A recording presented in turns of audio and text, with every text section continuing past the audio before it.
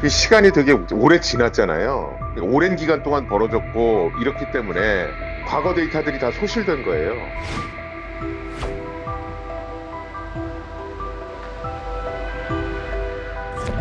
근데 반년 동안 법원에서 이걸 숨기고 있었습니다.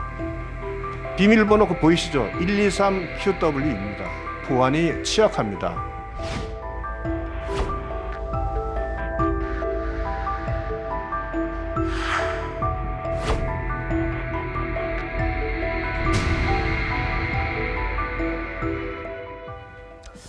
자, 참 어이가 없다는 생각부터 드는 소식입니다.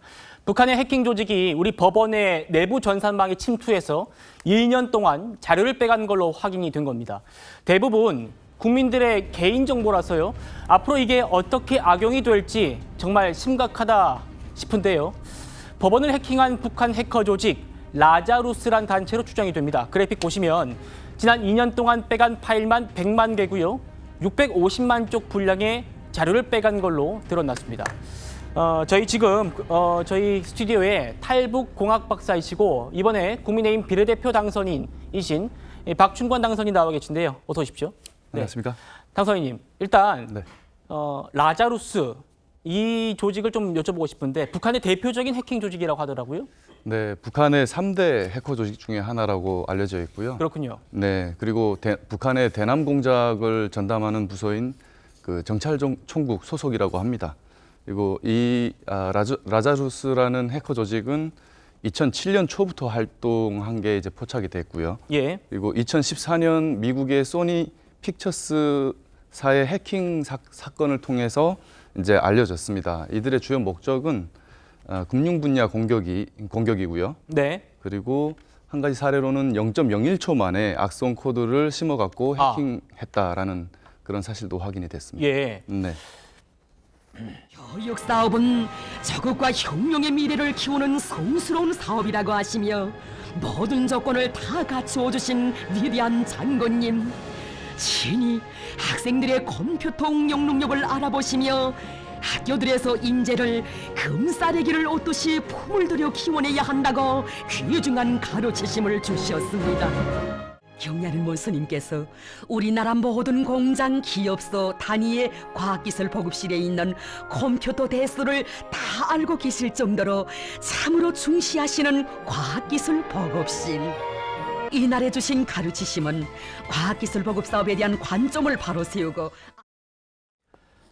박 당선인님, 네. 제가 알기로 북한이 해킹 기술 인력을 양성하는데 굉장히 투자를 많이 하는 걸로 알고 있는데 실제로 어떻습니까? 네, 그렇습니다. 북한의 해커 부대 역사는 사실 한 37년 정도 됐습니다. 37년이요? 네, 1986년에 김일성 군사종합대학에서 이제 전산 요원을 양성한 것이 시발점인데요. 네. 아주 오래됐죠. 그래서 김정일 시대에는 2000년대 초반부터 아예 전국의 영재 고등학교들에서 1, 2등 하는 그 최우수 인재들을 한 13살, 14살부터 뽑아갔습니다. 그래서 전문 해커로 키웠는데요. 이 친구들한테 제가 들은 바로는 이 친구들의 방학 숙제가 스위스 은행에 돈이 얼마나 있는지를 알아내는 것이 방학 숙제라고 하더라고요. 방학 숙제가 네. 은행을 터는 거다. 네, 예. 은행이 얼마나 돈을 가지고 있는지. 네. 그래서 김정은 들어서는 좀 더 강화됐는데 후계자 시절부터 사이버 부대들을 자신의 직속으로 두고 관리할 만큼 애정을 보였다고 합니다. 그래서 일각에서는 해커 부대가 김정은의 최애 비밀병기다라고 얘기를 하고 있습니다. 그렇군요. 네.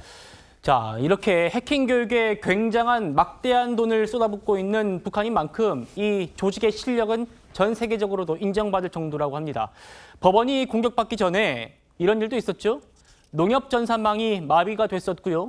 북방 전산망은 물론이고 우리 원자력 연구원의 방위 업체들이 뚫리기도 했었습니다. 최병무 위원님, 정말 심각한 수준입니다. 그렇죠. 아니 해커 부대 양성 뭐 지금 말씀하셨지만 사실은 굉장히 오래전에 있었고요. 그다음에 그 왜 화이트 해커라고 있습니다. 예. 뭐 해커들 경연대회 같은 것들이 이제 외국에 있었던 적이 있거든요. 거기서 보면 북한이 항상 몇 손가락 안에 드는 그 상위에 올라갑니다. 그거는 그만큼 훈련이 잘 돼 있다는 얘기고요. 네. 그리고 아시다시피 외국계 은행에서 뭐 이렇게 돈을 털어가는 것도 지금 굉장히 여러 군데에 보도가 되고 있습니다. 그렇게 보면 이 해커를 양성하는 게 뭐 대남 뭐 무슨 뭐 여러 가지 무슨 전략 뭐 이런 것뿐만 아니고 실질적으로 그 해킹을 통해서 돈을 벌어들이고 있는 것으로 보여요. 그렇기 때문에 북한은 아주 주요 그 어떤 그 해외 공작의 역점 사업 중에 하나가 바로 해커 부대 양성, 해커 요원 양성이기 때문에 네. 아마 이런 부분은 우리가 너무나 그동안에 소홀히 하고 있었던 것 아닌가. 특히 그 어떤 뭐 조직의 독립성 뭐 이런 거를 그 늘 강조하던 사법부, 선관위 뭐 이런 데에서 그렇죠. 이제 국가정보원과의 협력 관계 뭐 이런 부분을 굉장히 그 좀 소홀히 했던 그 결과를 지금 우리가 그 확인하고 있는 거기 때문에 예.